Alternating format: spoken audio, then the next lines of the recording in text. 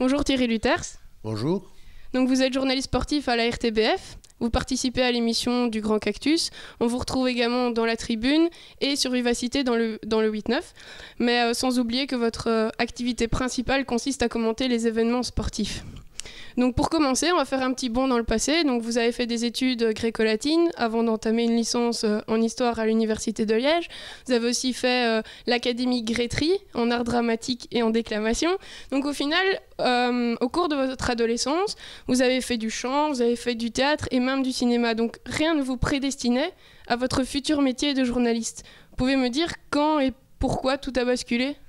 Oh ben non, en fait, je crois que j'ai eu la vocation très jeune. Je voulais être journaliste sportif tout gamin, à tel point que je commentais des matchs dans mon lit et ma mère était ravie parce qu'elle pensait que je faisais mes prières. Et donc, c'est vrai que j'ai eu une petite carrière artistique adolescent un petit peu fortuite. Mais j'avais toujours dans l'idée de faire du journalisme sportif. Et d'ailleurs, pendant ma première carrière télévisuelle à la RTBF, parallèlement, j'avais une activité de journaliste sportif à la dernière heure des sports, comme correspondant. Donc, il y a quand même 35 ans maintenant que je mène dans le milieu sportif. Donc, ça n'a pas été un hasard, c'était plutôt, à mon avis, prédestiné. Enfin, en tout cas, je savais depuis très jeune que j'allais, ou que je voulais travailler dans un métier basé sur l'art de la parole et ou de l'écriture. Pour en venir au Grand Cactus, donc pourquoi est-ce que vous avez décidé de faire partie de cette émission alors qu'au final elle n'est en rien sportive ? Je ne l'ai pas décidé, on est venu me chercher. Donc, en fait, je m'entends super bien avec Jérôme Novarzé parce qu'on a développé une certaine complicité, je dirais même amitié, dans le cadre du 8-9, parce que moi je suis tous les lundis matins dans le 8-9 avec Benjamin Maréchal et Jérôme. Et puis, très vite, il m'a parlé d'un projet télé dans lequel il voulait que je sois parce qu'il voulait une sorte de... Pierre Tchernia ou Pierre Bellemare, un sage un peu plus âgé que le reste de l'équipe qui pourrait apporter des petites informations historiques dans tous les domaines, notamment le sport, le cinéma qui est une de mes autres passions. Et puis, je pense comme que j'ai un bon sens de la répartie dans ce qu'il avait vu dans le 8-9 et que dans le Grand Cactus, qui n'est pas en direct, mais enregistré dans les conditions du direct, c'est aussi basé sur la répartie pour que ça parte très vite comme ça entre nous, que la balle rebondisse très vite entre les chroniqueurs et les présentateurs. Quand vous arrivez à l'émission et qu'elle démarre, est-ce que ce n'est que de l'improvisation ? Je veux dire, est-ce que vous découvrez tout en même temps que les téléspectateurs ? Alors les thèmes, on les connaît. On reçoit quelques pistes sur lesquelles Adrien va nous interviewer, enfin va nous interroger. Mais le reste, on ne sait rien. Donc, moi, j'arrive 1 heure avant l'émission, donc les sketchs, j'ai rien vu. Et ça, c'est une volonté tout à fait légitime de la production et de Jérôme Novarzé. Comme ça, on arrive vierge devant les sketchs et on est un vrai public. On est le premier public qui rit, c'est celui de la table avant les gens dans les tribunes, quoi. Enfin, dans les gradins. Très bien. Alors, Roger Laboureur, Luc Varenne et Arsène Vaillant sont quand même 3 personnes très connues dans le monde du journalisme sportif. Laquelle de ces 3 personnalités vous a le plus inspiré ? Moi, je suis essentiellement un journaliste radio, ça reste ma fonction première dans ma vie professionnelle. Donc, évidemment, je suis un disciple, même si je l'ai très peu connu, je l'ai croisé quelques fois, mais je ne l'ai pas bien connu. Je suis un disciple de Luc Varenne, parce que Luc Varenne, c'est un monument de renommée internationale, et c'était un commentateur absolument exceptionnel, qui avait une faconde inimitable, enfin, quoi qu'imiter, mais je veux dire exceptionnel par son débit. Luc Varenne, il a commenté des matchs de tennis pendant 5 heures non-stop à la radio. Ça paraît complètement hallucinant aujourd'hui, mais il l'a fait en 57 pour la Coupe Davis Belgique-Italie.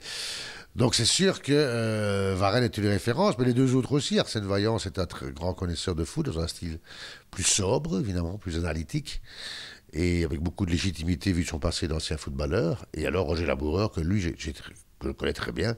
Sous ses côtés bonhomme et un peu déconneur et fêtard, il y a très grand journaliste qui se cache aussi derrière parce qu'il m'a appris la rigueur et aussi comment un petit peu mettre en scène à l'époque des séquences télé, les scénariser. C'est un très grand journaliste, Roger Laboureur. Pour passer dans un tout autre registre, est-ce que le 9 décembre 1976, ça vous dit quelque chose ? Ça vous dit quoi ? Vous avez bien préparé, hein ? C'est la première fois que j'ai vu Johnny Hallyday sur scène, au Contrio du Sartillement à Liège. Oui, depuis je l'ai vu 34 fois, donc... Oui, c'est mon idole, hein, tout le monde le sait, donc je lui rends hommage à travers certains spectacles que j'ai montés avec une bande de mes copains musiciens professionnels. Et voilà, donc c'est l'artiste que je préfère sur scène. En reprenant des chansons de Johnny comme ça sur plusieurs petites scènes, vous nous avez d'ailleurs même fait la démonstration dans le Grand Cactus. Ou grande scène. Ou grande scène, pardon. Donc même dans le Grand Cactus, on y a droit. Vous n'avez pas peur parfois que cette activité décrédibilise votre rôle de journaliste? C'est une bonne question, on l'a déjà posée. Moi, je crois pas, parce que je suis pas un sosie schizophrénique de Johnny Hallyday. Je suis dans l'hommage. Donc, moi, en fait, je fais une prestation artistique. En fait, dans mon projet Johnny Hallyday, qui se développe de plus en plus, on fait les choses sérieusement sans se prendre au sérieux. Donc, on essaie de faire les choses bien. Voilà, on a quelques dates qui vont arriver maintenant au mois de mai. Donc, je ne pense pas être ridicule sur scène en le faisant. Et je répète, je suis plus dans l'hommage que dans l'imitation. Et je pense que ça suscite plutôt de la sympathie que de la moquerie dans mon milieu journalistique. C'est en tout cas ce que je ressens. Pour rester dans le domaine de la chanson, cette année, ça fait 25 ans que le chanteur Serge Gainsbourg est décédé. Et vous avez eu l'occasion de l'interviewer au cours de votre carrière dans l'émission Les Billets doux. Billets doux, pardon. En général, ce personnage montre deux facettes, Gainsbourg et Gainsbourg. Quelle est celle qu'il vous a montrée ce jour-là? Les deux.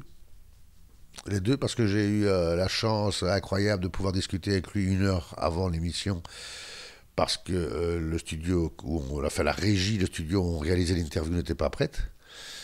Et enfin, quoique je dis les deux, oui et non, je l'ai trouvé très sobre ce jour-là, dans tous les sens du terme. Il n'était pas trop dans son personnage de Gainsbourg.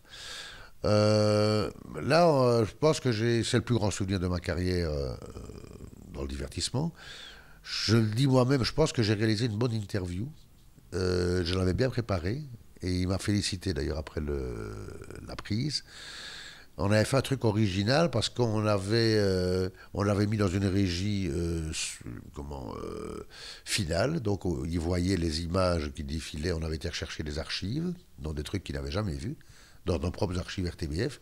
C'est l'époque où il a sorti sa compilation avec son intégrale de ses œuvres. Et donc ça s'était vraiment très très bien passé. Et quand j'y repense, parce que j'ai quand même à cette époque-là interviewé beaucoup de très grands artistes, de très grandes vedettes, Goldman, Bruel, Souchon, Dao, Woolsey, Julien Clerc, etc. Je pense que j'avais déjà une démarche journalistique plus que celle d'un animateur à l'époque. Dans ma façon d'interviewer, je préparais assez rigoureusement mes interviews, quoi. Parce que parfois, on voit des interviews un petit peu bâclées dans des émissions de divertissement, ça ne ressemble pas à grand-chose. Moi, je mettais un point d'honneur à réaliser une interview la plus professionnelle possible de mes invités. Comment est-ce qu'on se prépare quand on a comme ça un monstre de la musique? Vous étiez stressé? Je ne suis pas quelqu'un de souvent stressé, mais là, que j'avoue, j'avais une petite appréhension, que j'ai eu aussi avec Goldman. Mais bon, le gars m'a... Pourquoi une appréhension? Parce que c'est quand même des personnages qui ne sont pas toujours faciles en interview, quoi, donc on ne sait pas comment ça va se passer. Mais bon, on veut Gainsbourg, il était tout de suite tout à fait charmant, on a bu un peu de champagne pendant 1 heure avant l'émission. C'est comique parce qu'on a commencé à parler comme des vieux camarades de régiment. Et donc, voilà, sinon pour le reste, moi, c'est peut-être une erreur, hein, mais je ne suis plus beaucoup stressé, je dois dire. Je suis un peu plus stressé juste avant de monter sur scène pour un concert qu'avoir une émission de télé ou de radio. Enfin bon, il est vrai que l'émission de télé ou de radio, j'en fais depuis tellement longtemps que ça va, quoi. Je n'ai plus trop d'appréhension. Pour clôturer cette interview, est-ce que vous avez une citation ou une devise qui résume assez bien votre état d'esprit? Moi, ma devise, c'est choisir, c'est renoncer.